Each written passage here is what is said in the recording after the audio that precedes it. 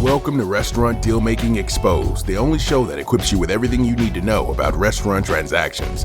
In this show, we tell you all about how to make the sale or purchase of your restaurant not just possible, but successful. Now here are your hosts, ex-restaurateurs and seasoned brokers, Patrick Toda and Andy Mirabel. Okay, welcome back to another episode of Restaurant Deal Making Exposed. I'm Andy, I'm here with Patrick, and today we are talking insurance for restaurants with Greg Gurovich. Ugh, insurance. Who wants to deal with it? I sure didn't as an ex-restaurant owner. From rising premiums and limited carrier availability to liquor license liability, fire risk, and unrealistic lease or landlord insurance coverage requirements, navigating restaurant insurance is no fun. Thankfully, today our guest is Greg Gurovich, the co-founder and managing broker of OnMarket Insurance Associates in San Francisco, California, which was founded in 1995. OnMarket Insurance Associates immerse themselves in the rigors of risk management to provide expert insurance solutions to their clients, many of which are restaurants, bars, and or nightclubs. Greg grew up in San Francisco, so he's a local. He knows all the ins and outs of this complex restaurant market. I have professionally known Greg for over 20 years, and he has always been the go-to expert for trustworthy and high-level support regarding all insurance needs and questions. He's helped insure many of the restaurants I've worked in and for, all of my own restaurant locations, and still works with our repeat podcast guest, Don Engel of Engel Accounting, to help many of his restaurant clients who need guidance and support with insurance needs. Greg Gurovich of OnMarket Insurance Associates is a veteran force in the industry, so look to him first for your insurance needs, and we'll share his contact information with you all at the end of the episode. So welcome, Greg. We're so happy to have you here and get to discuss this specialized topic. Thanks, Don. Welcome, Greg. I appreciate it. So why is California such a difficult market for insurance right now? Well, multiple different things, right? We're dealing with reinsurance costs. We're dealing with wildfire exposure issues on the property side, inflation and replacement cost increases, reduced capacity, high claims that are stemming in from either the slip and falls or the liquor liability, also venturing out to other lines of business like employment practices liability. It was so funny. You pointed out something wildfire. You said wildfire earlier, and I know this is a little bit of a tangent, but I don't equate that liability with a restaurant most of the time. It sounds very residential. Or at least not in Oakland or San Francisco. But, Patrick, this is where I remember fire zone, ash fallout zone, and it covered most of downtown Oakland. And I remember somebody having to have that in their policy, and it just blew my mind in such an urban area. Yeah, and it's kind of interesting because you have mapping on areas where you're like, this isn't in the wildfire area, but the way the mapping is zoned, some areas are affected. And again, it's an issue when it comes to underwriting property and also liability that stems from it if it hits your property. I've had multiple clients out in Guerneville, Russian River, and it was really, really broke my heart to see one year after year, a different issue, a flood one year, a fire the next year. At some point, do some of these businesses, we hear this in neighborhoods and residential areas, but at some point, Greg, do restaurants become uninsurable because of natural factors like that? I think there's always insurance out there. I think certain properties become more uninsurable, right? When you're talking from insuring the actual property of it. But there's always a policy out there. I think the issue starts creeping in is what type of policy is it? And what type of exclusions and endorsements does this policy come with? And what's the cost of this policy? Because unfortunately, we can't operate in a restaurant without insurance for different reasons. Even if we wanted to assume the liability, right? We got to carry workers' comp, right? That's a state mandate. We have to provide liability because our landlord won't let us pick up the keys, right? So I think we're at a point where we're seeing certain parts of insurance start to flatten out, like the property portions of it. Yet others are starting to rise and become problematic, like liability, excess liability or umbrella. Commercial autos, always an issue. especially if you've got vehicles in your restaurant, even without delivery exposure, which adds so much more to the plate.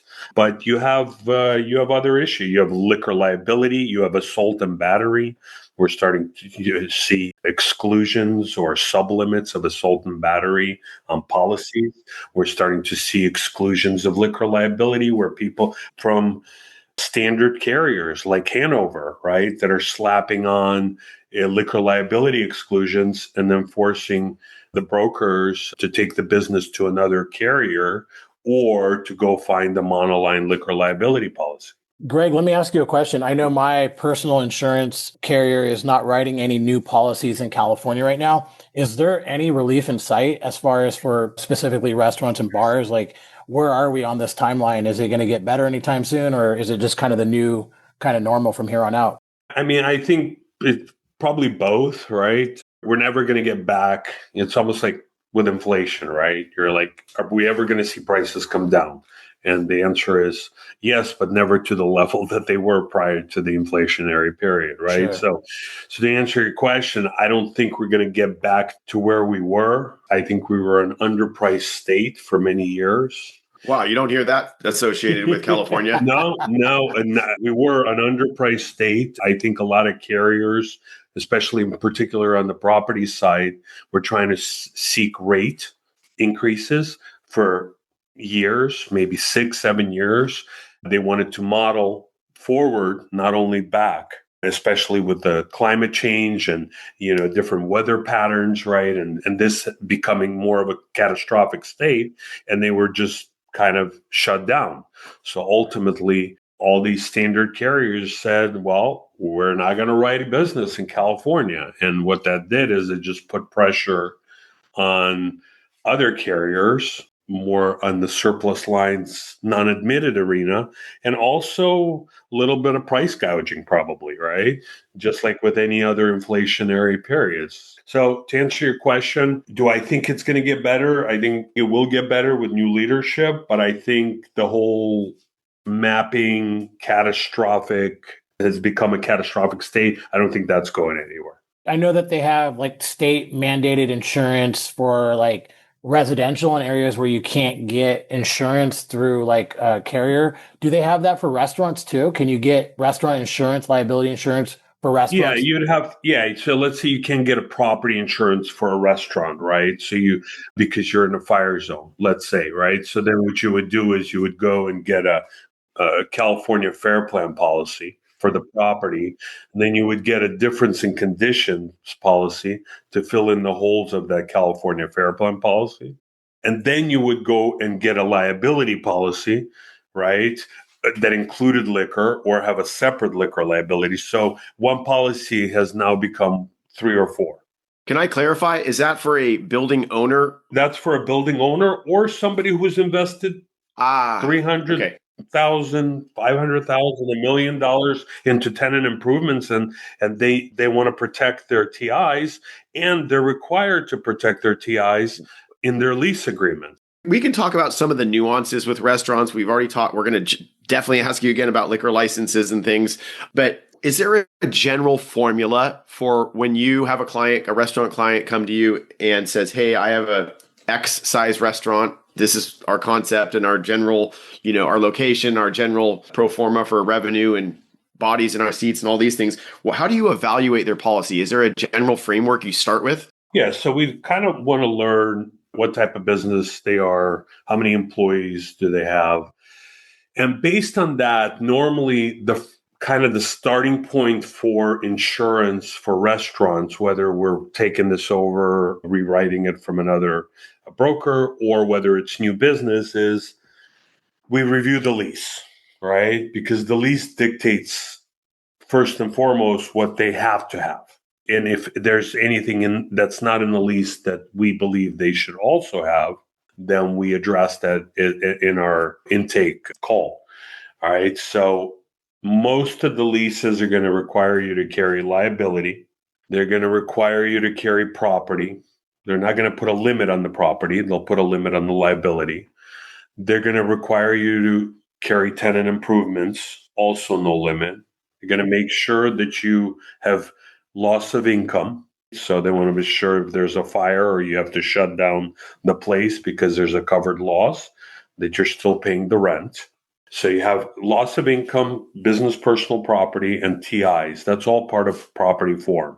That's all going to be in there. Are you seeing that those limits have been like, I used to see leases where it was like 1 million was really common. Now I'm seeing like 2 and 3 million as being most common. And I've even seen like 4 and 5 million on some landlords. Is that like the new normal again? Yeah, it depends on the landlord too, right? So like if you have an old school mom and pop owner that owns 6 buildings in North Beach and they're all paid off, they probably still have that old lease agreement and it's 1-2 limits. Maybe it's 2-4, which basically can be accomplished with a standard business owner's package policy. But if you're getting into a national landlord or a REIT, you're most definitely going to see a minimum of 3 million excess, upwards of $5 or $6 million. And getting those layers becomes challenging because Hartford can say, we'll give you the 1-2 and we'll give you 3 million, but we're not going to give you more. So now I got to either go find another layer above that other 3 million, or I have to go find an outside excess liability umbrella market. Craig, can you quantify this for let's just call it a single unit restaurateur, that doesn't quite understand all of this? I'll tell you, I can't quantify this and don't understand it. So no disrespect there. Can you quantify how the cost jumps monthly or annually to a premium? If we're talking, from a $1 to $2 million policy to a $3, $4, or $5 million, how much more expensive can that become? It depends on whether you're qualified to be insured with a preferred standard carrier or you have to go to the surplus lines market. And it also depends on what your underlying premium is. But all in all, if you're jumping within the standard carrier, it's not as expensive. It could be $500 to $750 additional for each million layer, right? Maybe up to 1,000. Now, if you have to go to the other market outside of it because it doesn't fit it's in a fire zone or if it's got a high crime rate, then it could be significantly more because it's going to go off of the underlying liability premium. Like a $5 or $6 million policy could run you 10,000 plus, maybe more. And it doesn't mean necessarily you're getting better coverage, right? No. Got it. Just to be Absolutely. clear. Sometimes you're paying more and you're getting, or not sometimes, like in our industry, quite a lot of times you're paying more and you're getting inferior coverage. Got it.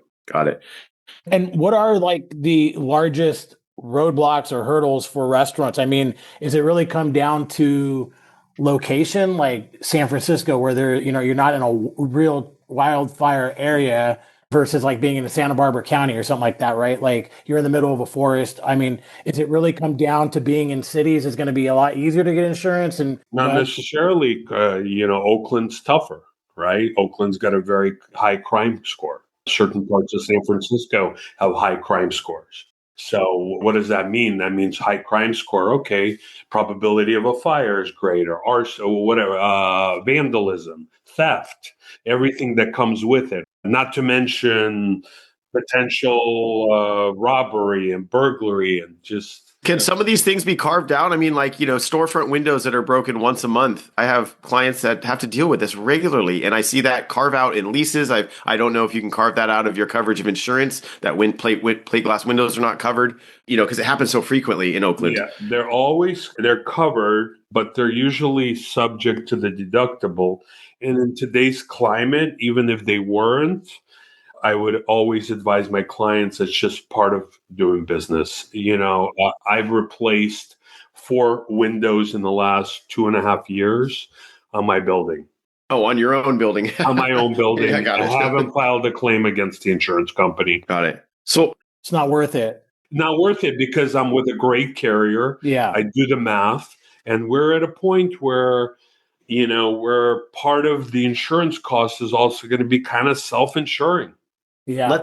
Let's add on some of these restaurant nuances, Greg, and talk about it a little bit. I think the largest one we talk about is having a liquor license, a full liquor license, let's call it. So, as an operator, you don't want your staff to overserve someone, go out, get in a car and get in a car accident. And it puts you at, you have liability in that if you've overserved them or haven't served them safely, I should say, right?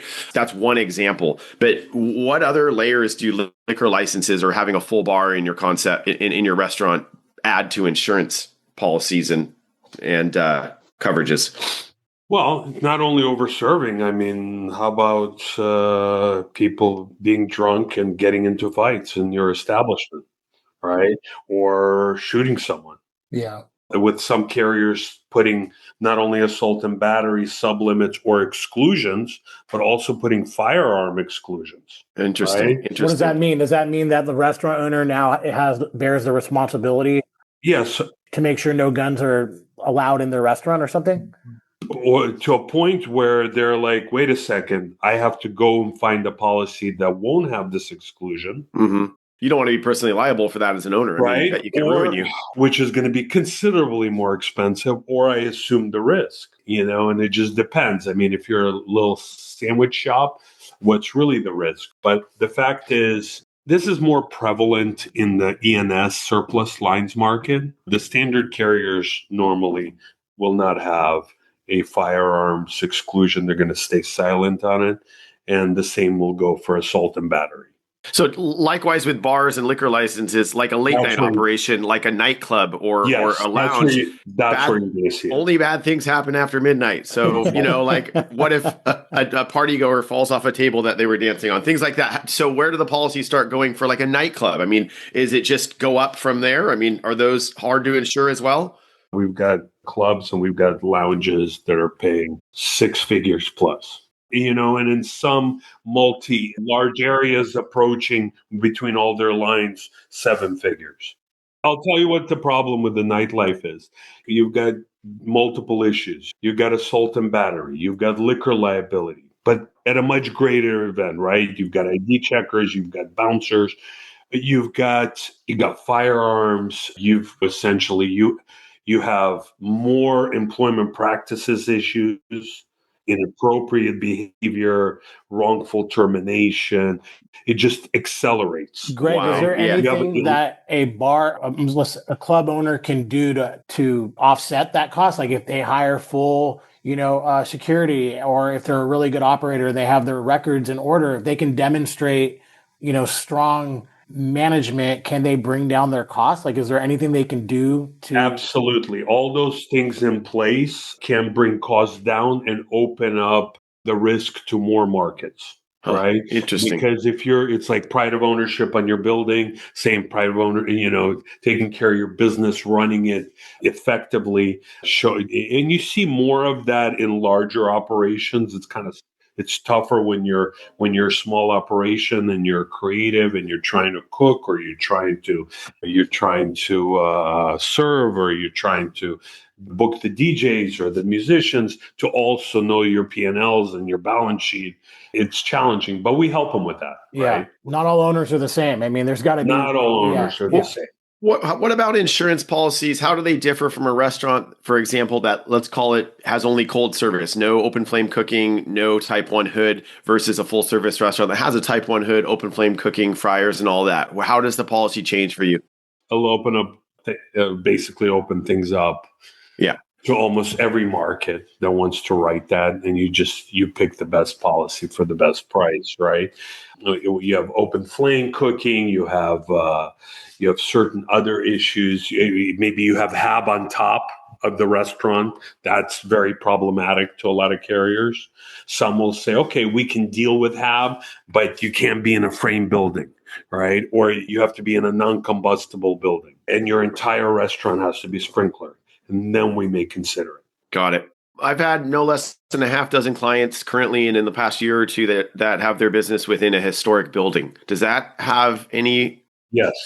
How does that affect how you value something? If it's on the historic registry, yes. Some many underwriters will balk and they'll kind of walk away because they're not filed to underwrite that type of risk. Got it. Because with historic things come other issues, right? I mean, we have carriers that won't write in certain geographic areas that are close to landmarks. This applies more to property, but it would probably also apply to restaurants as well. So if you're next to a Salesforce tower, or you're next to the Transamerica building, or you're next to the Golden Gate Bridge, they will write you because of potential terror acts. Interesting. Moving along, Patrick, where are we headed now with insurance? Yeah, let's skip over to workers' comp. Yeah. Now, when I am working with a buyer, I typically advise, because I thought, I learned this a long time ago when I bought a restaurant, is that you inherit the workers' comp rate when you buy a restaurant from the previous owner. Is that correct, Greg?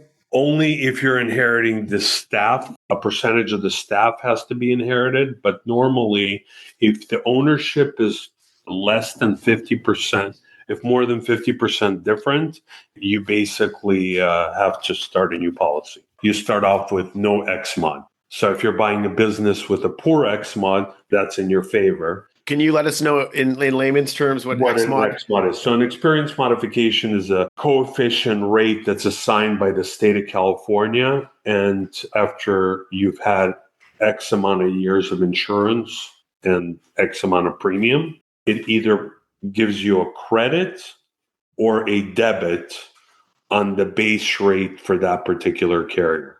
So if a particular carrier, let's say, has a base rate of $4 for class code 9079, right? Restaurant class code. Now it's broken down. If you have an experience modification of, let's say, 0.75, that means you get a 25% credit off the get-go, off that $4 rate per 100.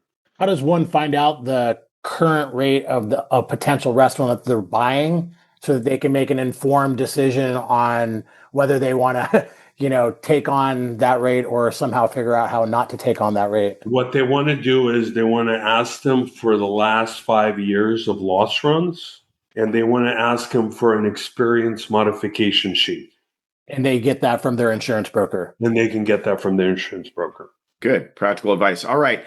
Patrick, you touched on this earlier when you brought up, good behavior in an organized club owner. Can they bring down their premiums and, some benefit? So let's go through a little list here because we'd like to give the listeners some practical, real life stuff that maybe they could do to help them go back to their insurance broker and say, hey, we're taking these steps. Let's take this into consideration when we renew our policy. So Greg, let's go here. How can we, help our listeners here improve their premium costs in California? Okay. How about having all of their staff members take safe serve classes for, the health department safe service of food? Does that help at all? Yes, that will help get more credits that are coming from the carrier themselves. Okay. Right. So on top of these experience modification credits, each carrier has their own set of credits and the minimum and max that they can provide. And that would go into those credits. Got it. How about, it sounds like the same would be true then for alcoholic beverage control courses. Correct. Safe service of alcohol for your bartenders and management. And Andy, a lot of times they're like if you don't implement that, it's a non-starter for that carrier anyway. Good. These are things that they must have in order to get exposed to the most amount of work comp carriers out there so they can get the best rate. And remember, the best rate isn't always the cheapest rate. The best rate is from the best carrier. How about an owner of a business that maintains their hood system, Ansel system, and fire extinguishers quarterly or whatever the requirements are, but shares that with your insurance broker? That's a requirement. Okay. For packages and comp, more so on the liability property side policy, that's a requirement. General good behavior, lack of claims. Is that helpful? Absolutely. If you're coming into somewhere with claims, right, you're going to limit your carrier appetite. And then lastly, the annoying customer calling your insurance broker or carrier each year and saying, what can we do to improve our premiums? I think it's good to check in with all your representatives and professionals. That's a theme on our podcast, but I should check in with you every year, Greg, and be like, hey, are we in good hands right now? Or is there something better we could do to save a buck? And what we do is, and if you have a good broker, right? So a good broker doesn't market the account every year, because if he markets the account every year, then what he's letting the market know is these guys are just hopping for rate, right? And this isn't the type of client we want, right? So we're not going to give you 40% internal credits when you come back to us. So what a good broker does is he kind of navigates and makes sure that he has the right pulse if you're with the right carrier. So like, to give you an example, every renewal, we reach out to our clients, right, 90 days or 120 days out, saying, we're here, let's get on a call, or if you can at least provide us with updates of your new revenues estimates, as well as payroll, right? And based on that, when we go in, and if I see that most of my restaurants were with Republic, we think they're the best. But all of a sudden, Republic's taking quite a bit of rate. So I'm going to go to the market and I'm going to see what's out there. If there's something cheaper and I've got them with Republic, I'm going to go back to Republic and I'm going to give them the last look. And I'm going to say, listen, I have Hartford that's coming in considerably lower. I need you to sharpen your pencil. And sometimes they'll match or they'll be a little less. And sometimes they may be a little more, but their claims are better. Their loss control is better. And I'm going to tell the client, we have a slightly lower rate. I'm going to advise you to stay put here because I think you're going to save more money down the long run. I love it. See, listeners, this is why Greg's the best. He checks in, he's always on it, and he's always looking out for his clients because he's informed. So, Greg, we're so happy to have you here today. This has been really informative on a subject that we sometimes, don't want to talk about. It's insurance. Yeah. Sorry, we'd rather talk about fancy dishes and the cool new restaurant in town. For sure. I would too. We're going to give you a chance to do that in 1 second. Will you please share with the listeners briefly how the best way to find you and your team is? Yeah, absolutely. So our website is OnMarket, OnMarket, INS for insurance.com. So it's onmarketins.com. My email is Greg, Greg, at onmarketins.com. And you can always feel free to call my mobile at 415-264-7917. Got it. All right. This guy's not hiding. He'll help you all. Reach out to Greg. Greg, we got a bonus question for you. We know that you're a longtime SF local and you love the food scene. Can you share one longstanding SF institution that you enjoy and one new one you've tried lately that you could recommend? Well, there's so many, but I think Kakari hits it out of the park for me always. Nice. Consistently, from ambiance to food to everything. New, I don't know if it's not new, but I think they're doing great things right now is Rich Table. Oh, they're fantastic. I think they're doing great. And the people are great. They're just on point. And then, if you want old school San Francisco, there's always Original Joe's and Westlake Joe's. I think they do a great job. That's my office. Patrick loves you 10 times more now, Greg, because you just said Original Joe's. I love Rich Table. They've been there for a very long time, though. So we appreciate your suggestions. You got some good winners in that list. Greg, thanks again for being here. I appreciate you. It's been we've known each other a long time, and you are the expert and go-to in this field. So thank you for sharing with Patrick and I and our listeners. All right. And thank you guys. I appreciate you. All right. Until next time, listeners.